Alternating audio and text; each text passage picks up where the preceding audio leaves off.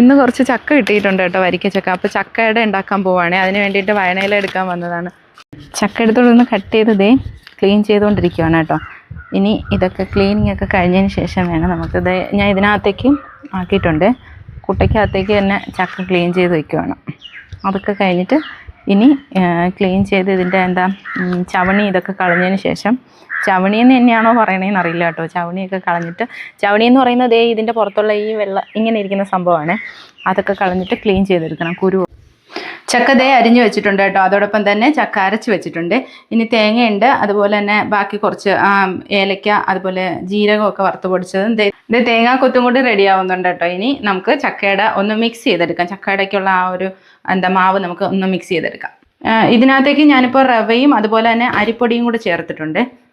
ഇതിൻ്റെ ഉള്ളിലിപ്പോൾ നമ്മൾ വറുത്ത റവ ചേർത്തിട്ടുണ്ട്, അതുപോലെ തന്നെ നമ്മുടെ അരിപ്പൊടി ചേർത്തിട്ടുണ്ട്, അതുപോലെ ചക്ക അരച്ചതും ചക്ക ചെറിയ പീസുകളായിട്ട് അരിഞ്ഞതും തേങ്ങാക്കൊത്തും അതുപോലെ ഏലക്ക, ജീരകം പൊടിച്ച പൊടി അതെല്ലാം കൂടി ചേർത്തിട്ട് നന്നായിട്ട് കുഴച്ചെടുക്കാൻ പോവുകയാണേ.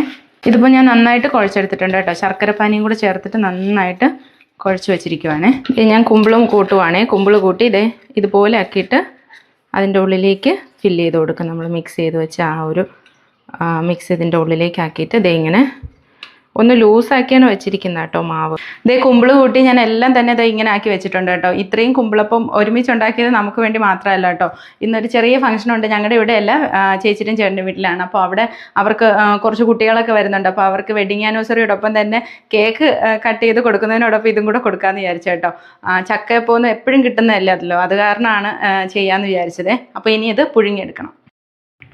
ചക്കയുടെ പുഴുങ്ങി കൊണ്ടുവന്നിട്ടുണ്ട് കേട്ടോ. അപ്പോൾ നന്നായിട്ട് ചൂടായിട്ടിരിക്കുവാണേ. ഒന്ന് കഴിച്ചു നോക്കാം കേട്ടോ.